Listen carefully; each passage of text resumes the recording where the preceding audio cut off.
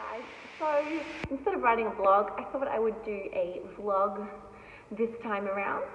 And I wanted to talk about, as I sit on the floor here, very Trisha Paytas style, as I sit on the floor here at Paul Divas Pren when I'm in between some of my coaching and training today. And I wanted to talk about creative process when creating a routine, right? The creative process, of course, varies from routine to routine, depending on where your body is at, where your head is at, and everything. And all of that needs to be taken into account when you're creating these pieces. But I wanted to kind of reference my experience in creating my piece for Dance Filthy, which I'm performing on the weekend, and where my head has been at, and my reflection of that. So this time around, I feel, for my personal journey, I feel incredibly lucky to say that I have, in my career, achieved all of the goals that I wanted to achieve in terms of performance and personal goal. You know, I achieved the titles that I had set out to achieve, and I actually am very lucky to say that I got to do that. And I think after that, which is a whole other thing to talk about, what happens after you actually get, sorry if I'm looking this way, if you actually get your goal, right? What then? You think that the world's going to be perfect and that you're just going to walk around and walk into every room and be like, yes, I'm that bitch, I did it. And that's not at all the case, particularly if you're, you have anxiety and stuff like that, which I and a lot of performers and athletes do. So I wanted to kind of talk about how I have approached my Dance Filthy performance. Now, the thing I want to focus on, because there's a trillion things I could talk about, and I will go off on a crazy tangent if I don't watch myself. So I just want to focus on one thing of this process, right? And that is the compulsion to train and the willingness to train. So if you guys have ever competed before or performance together before, I had something along those lines, you'll often have the experience that comes with this kind of work. I guess you could call it blood, sweat and tears, the hustle, the grind, whatever you want to call it. The part that isn't easy, which is the entire part, other than a couple minutes on stage. The feeling sometimes like it's a chore to want to train a routine. And coming in feeling anxiety when it comes to training it and feeling overwhelmingly stressed.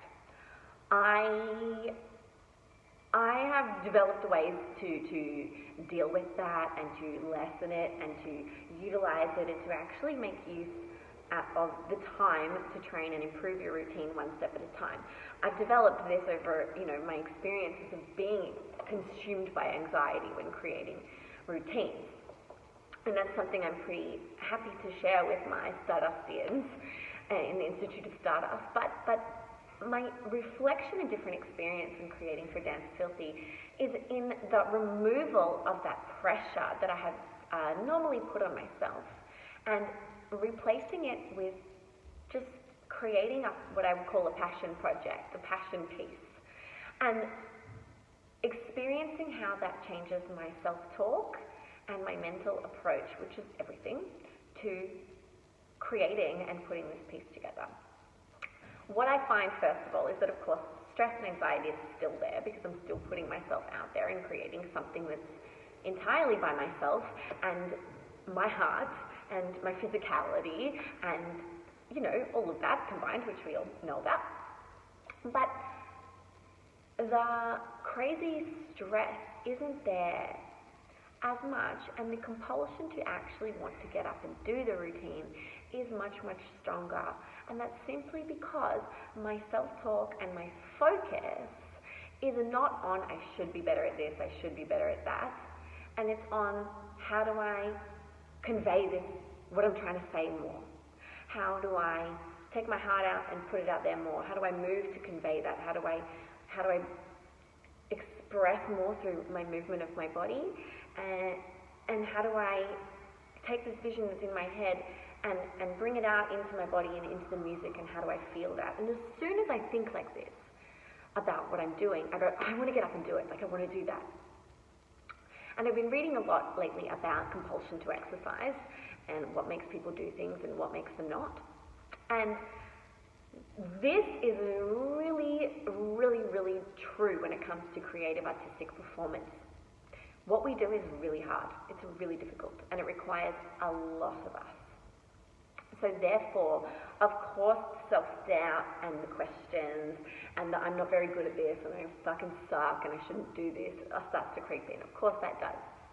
But when we replace that with, okay, I want to be better at this because it's a part of who I am and it's a part of, like, why did I even sign up for this? Go back to that reason, and all of a sudden you go, oh, I really want to do it. I signed up to this because I saw this performance in my head, and I wanted to be that woman that was doing it. How do I be that woman? By focusing on my dance, my musicality, my training, my fitness, my flexibility, my creative portrayal of this piece. That makes me want to get up and do it.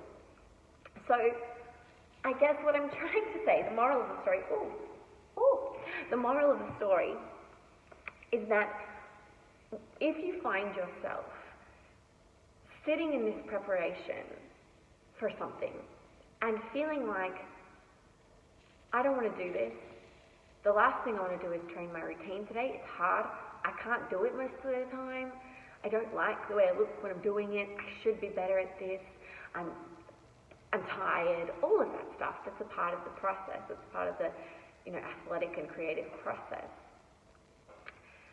Sit down, take a breath, and imagine yourself performing the piece the way that you first felt when you created the idea and the way that you were excited when we got the opportunity to actually be accepted and perform it. When you go back and think about that, and you have this vision of yourself doing that in your mind, you will feel compelled to get up and do something to make the routine better. You don't have to do everything. Get up and go, okay, how do I bring this to life a little bit more? Not, okay, I look horrible when I'm doing this trick. Okay, how do I bring it to life a little bit more? How do I make this better and bigger or more intimate or more seductive or more theatrical or whatever? When you take away the must and you put in the want, you're going to reward yourself so much more with what your heart and your body is able to put into what you're creating. Your training is not punishment.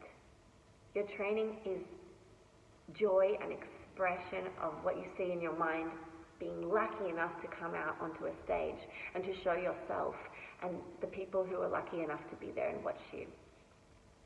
You need to be proud of yourself, be proud of your vision, and trust that you can work on it one thing at a time to make it convey exactly what you're trying to say in your mind by.